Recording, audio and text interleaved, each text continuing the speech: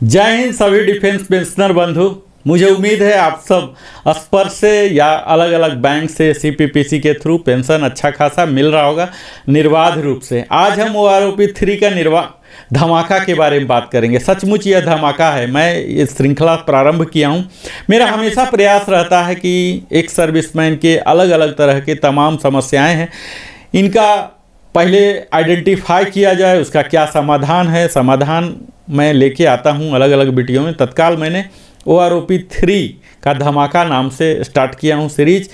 यह करीब चौथा पाँचवा वीडियो है। इससे पहले मैं कई चीज़ कवर कर चुका हूँ, लेकिन इस वीडियो में प्रमुखतः मैं कवर करने जा रहा हूँ नायब सूबेदार का पेंशन। ओआरओपी 2 में क्या था, ओआरओपी 3 में क्या होगा, कितने डिफरेंस हैं, क्या एनोमली हैं, ये तमाम बातों पर हम जिक्र करने जा रहे हैं। इससे पहले भी मैं करीब 4-5 वीडियो बना चुका हूं, तो मैं कोशिश करूंगा कि आपको जस्ट एक रिकैप मैं दे दूं ताकि आपको पता लगे। आपने अगर पहले नहीं भी देखा है तो आपको एक पहचान हो जाएगा, पता लग जाएगा। तो आइए, हमने अभी तक ब्रीफ हिस्ट्री ओआरओपी का बताया, माइलस्टोन बताया, सैलिएंट फीचर्स बताए, इसके बेनिफिट्स बताए। ओआरओपी 3 कब लागू होगा, तो यह लागू होगा 1 जुलाई 2024 से। इससे पहले यानी कि 30 जून 2024 तक जो भी रिटायर हुए हैं सबके लिए ये कवर होगा। इसके बाद आप यह देखेंगे कि हमने यह दिखाया कि इसके हिस्ट्री की बात किया। 555 सर्कुलर नंबर से ओआरओपी के 4 इंस्टॉलमेंट आए थे, जो कि 16 से लेके 18 तक के इसके इंस्टॉलमेंट 4 आए थे पेंशनर के लिए। और फैमिली पेंशनर को और एवार्डी को सिंगल इंस्टॉलमेंट में यानी कि लमसम पेमेंट एक मुश्त राशि दे दी गई थी। इसी तरह से 666 सर्कुलर के द्वारा ओआरओपी 2 का पेमेंट हुआ था। इसमें भी सेम पेमेंट के मोड थे, हमारे 4 इंस्टॉलमेंट में दिया गया था। अभी जो ओआरओपी 3 जो अभी धमाका है जिसके बारे में मैं बात कर रहा हूँ, इसका जो प्रेजेंट स्टेटस है, माइलस्टोन्स हैं, इसके अप्रूवल कैबिनेट ने दे दिया है। अगला जो माइलस्टोन है ओआरओपी 3 नोटिफिकेशन हो गया है एमओडी के द्वारा 10 जुलाई 24 को। कंकरेंस प्राप्त हो गया है फाइनेंस डिवीजन डिफेंस मिनिस्ट्री के द्वारा 12 अगस्त 2024 को। और पॉलिसी पेंशन पॉलिसी लेटर भी DESW के द्वारा 4 सितंबर को 2024 को जारी कर दिया गया है। यह DSW MOD में ही, सेना भवन न्यू दिल्ली में ही स्थापित है। और यह लेटर ही अहम है, जो कि 265 पृष्ठ का है, जिसमें 121 टेबल हैं। यही बेस बनेंगे ओआरओपी 3 सर्कुलर के लिए। एज इट इज सब कुछ प्रिंट कर दिए जाएंगे सर्कुलर के नाम से। PCDA प्रयागराज सर्कुलर आएगा। संभवतः अनुमानित मैं बोल रहा हूँ 777 हो सकते हैं, क्योंकि सर्कुलर ओआरओपी 1 का था 555, ओआरओपी 2 का था 666, तो अनुमान किया जा सकता है कि ओआरओपी 3 का 777 आएगा। एरियर पेमेंट हो जाएगा। जैसे सर्कुलर जारी होगा तो या तो स्पर्श के द्वारा ही या वेरियस बैंक CPPC के द्वारा, पोस्ट ऑफिस के पास अगर है तो 2% 5%, तो उसके द्वारा पेमेंट तुरंत हो जाएगा। इसके सेलिएंट फीचर्स हमने बात किया, 5-5 साल में होता है, कौन कौन से कवर होते हैं, कौन कौन से नहीं कवर होते हैं, ये सब हमने डिटेल में बताया। एप्लीकेबिलिटी बताया, ये सब कौन कौन से नहीं होंगे। जैसे इसमें नहीं होने वाले में रिजर्विस्ट पेंशन हैं, एक्स ग्रेसिया वाले हैं। यहाँ इम्प्लीमेंटेशन जो हो रहा है ओआरओपी का, चाहे ओआरओपी 3 हो, 2 हो, 1 हो, कोई भी, इसका क्या मेथोडोलॉजी है, तो इसमें प्रमुखतः ये लोग रैंक, ग्रुप और क्वालिफाइंग सर्विस इसी चीज़ को कंसीडर करते हैं। और ये कब का, तो लाइव डाटा होता है 2023 के रिटायरी, यानी कि 2023 में पूरे साल भर 12 महीना जिस क्वालिफाइंग सर्विस से, रैंक से, ग्रुप से रिटायर हुए हैं, उनके मिनिमम वैल्यू मैक्सिमम वैल्यू को एवरेज करके किया जाता है। इसमें कई एनोमलीज हैं जो कि हम लोग को दिखता है।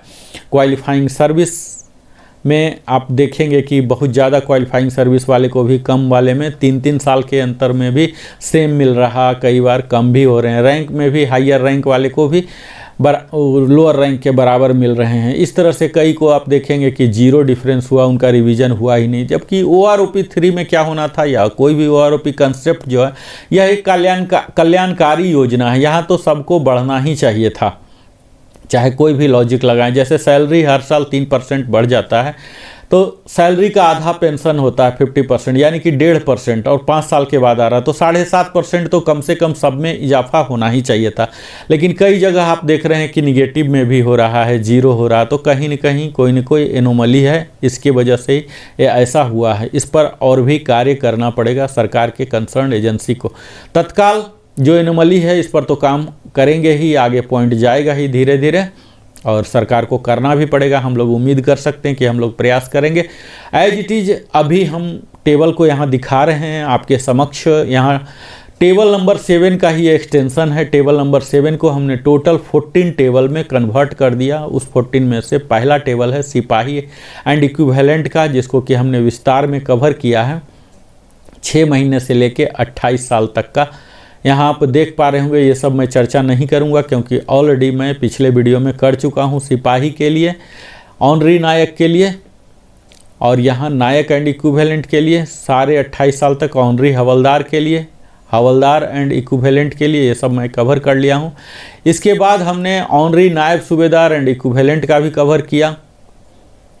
यहाँ हमने इसके बाद आर्टिफिसर 3-1 जो कि नेवी के होते हैं, यह सब मैंने कवर कर लिया। इस वीडियो में मुख्यतः मैं नायब सूबेदार एंड इक्विवेलेंट को कवर करने जा रहा हूं, क्योंकि यह जो रैंक है इसमें आप देखेंगे काफ़ी लोग कवर होते हैं। एयरफोर्स की अगर बात की जाए तो मैक्सिमम या तो सार्जेंट बन के जाते हैं, या फिर JW 26 साल तक जो जाते हैं, 26 तक 29 तक जो जाते हैं, तो ऑलमोस्ट यही JW बन के जाते हैं या सार्जेंट बन के जाते हैं। तो हवलदार का जो इसके पिछला मैंने वीडियो अपलोड किया था, और ये जो JW वाला है, ये दोनों बड़ा ही अहम है। इसमें अधिकतम लोग कवर हो रहे हैं रिटायर होने वाले। तो आप इसे गौर से देखें, आप कोशिश करें कि आप इसका स्नैप भी ले सकते हैं बीच बीच में, जहां आपको बेहतर लगे, जिस क्वालिफाइंग सर्विस वाले में आप आ रहे हैं। तत्काल मैं आपको एक एक करके बताऊंगा और पूरा एनालाइज भी करूंगा। यहाँ नायब सूबेदार एंड इक्विवेलेंट, जिसके कि JW और CPO नेवी में होते हैं, 0.5 ईयर यानी कि 6 महीने से लेके 10 साल तक। ये तो कोई JW बनेगा नहीं, बनेगा तो जाएगा नहीं, ऐसा होता है। तो यहाँ सारे निगेटिव वैल्यू भी है, तो निगेटिव वैल्यू को चिंता करने की ज़रूरत नहीं, क्योंकि उन्हें जो OROP 2 से जो मैक्सिमम वैल्यू मिल रहा वही मिलेगा। तो इस प्रकार आप यह कह सकते हैं कि यह टेबल अप्रासंगिक है। अगला भी देख लीजिए, 10.5 से लेके 20 साल तक एक्स ग्रुप के लिए सारे निगेटिव वैल्यू है। निगेटिव वैल्यू इफेक्ट में नहीं आएंगे, जो पॉजिटिव वैल्यू OROP 2 का है वही इफेक्ट में आएगा। तो OROP 3 का क्या वैल्यू है, कितना डिफरेंस हुआ, यह करना भी अप्रासंगिक होगा। यहाँ यह देख लीजिए कि वाई ग्रुप में करीब 14.5 तक निगेटिव है या छोटा फिगर है। 15 ईयर्स से इनका बढ़ना शुरू हो गया है। 22578 से 23575 हो गया है, 597 रुपीज़ का इजाफा। 22,900 से 23,175 275 का इजाफा हुआ है। फिगर थोड़ा छोटा ही है, 3 ही डिजिट में है, लेकिन वाई ग्रुप को लिए फिर भी उत्साहित करने वाला है। लेकिन एक्स ग्रुप का पूरा निगेटिव है। खैर, इसमें ज़्यादा चिंता की बात इसलिए भी नहीं है क्योंकि एक्स ग्रुप के बहुत ही कम होते हैं जो कि 20 से पहले ही JW बन जाएंगे और पेंशनर भी हो जाएंगे, तो इसलिए इसे भी नज़रअंदाज कर देंगे। हालांकि वाई ग्रुप में आर्मी के कई ऐसे हैं या नेवी के ऐसे हैं जो इस ब्रैकेट में भी जाते हैं, JW CPO बन के भी जाते हैं, तो उनके लिए यहाँ देखिए कुछ ना कुछ मिल रहा। खासकर 18 साल पर 23,825 इनका 2 में होता था, जो कि अब बढ़ के 25,075 रुपीज़ यानी कि 1,250 रुपीज़ बढ़ गया। 24,125 का जो स्लैब था वो पहले OROP 2 में 10.5 से लेके 20 तक का 4 यानी कि 2 साल के लिए था, जो कि अब सेम स्लैब बन गए हैं 25,075 का, जो कि यहाँ भी 2.5 साल को कवर कर रहा 950 रुपीज़, और 20 ईयर्स के लिए थोड़ा सा कम 25 रुपया कम 25,750 925 का इजाफा यहाँ भी हो रहा है। अब हम नायब सूबेदार का अंतिम चार्ट देखेंगे जो कि 28 ईयर्स तक का है। यहाँ 20.5 जो कि ये चार्ट बड़ा ही इम्पोर्टेंट है, इसे आप ज़रूर स्नैप लेके रख लें।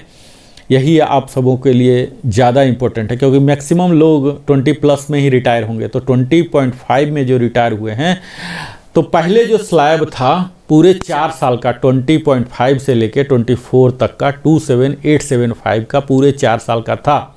अब इस पूरे स्लैब को बढ़ा दिया गया है 3.5 साल यानी कि 23.5 तक का बढ़ा के सेम कर दिया गया 29650। तो इस प्रकार आप देख रहे हैं कि स्लैब में पूरे 1775 का इजाफा दिख रहा। हालांकि इसी स्लैब में कुछ स्लैब ऐसे थे जिनको कि 28800 मिल रहे थे OROP 1 में, तो OROP 2 में वो निगेटिव वैल्यू में थे, इसलिए इफेक्ट में नहीं आया था। इसी वजह से यहाँ इतना बड़ा दिख रहा है। तो यहाँ जो इतना बड़ा दिख रहा है ये एक्चुअल वास्तविक में नहीं है। इसी प्रकार जब हम 24 इयर्स के एक्स ग्रुप में देखते हैं तो काफ़ी अच्छा वैल्यू इनको मिला है, 2950 का डिफरेंस हो गया है। और यही स्लैब जो बनाया है OROP 3 का 30825 ये पूरे 2.5 साल का चल रहा है। 2950 अलग अलग लोगों का, 24.5 का 28550 का जो स्लैब था पूरे 28 साल तक, पूरे 27.5 साल तक चलता था, जो कि अब फिर से स्लैब बन गए हैं 2-3। 30,825 का जो स्लैब है 24 से लेके 25.5 2 साल का है, जिसमें कि सबको अलग अलग डिफरेंस हो रहे हैं। 2950 हो रहे हैं 24 वाले को, 2275 हो रहे हैं 25 वाले को, 2275 हो रहे हैं। तो यहाँ आप देख पाएंगे कि काफ़ी इनको लाभ मिला है, खासकर इन्हें 2950 24 इयर्स में। कई लोग ऐसे होते हैं जाते हैं, अक्सर यहाँ पर ज़्यादा जाते हैं 20+3 23 का होता है, फिर 26 का आता है। तो 26 वाले के लिए भी काफ़ी अच्छा यहाँ इजाफा हुआ है।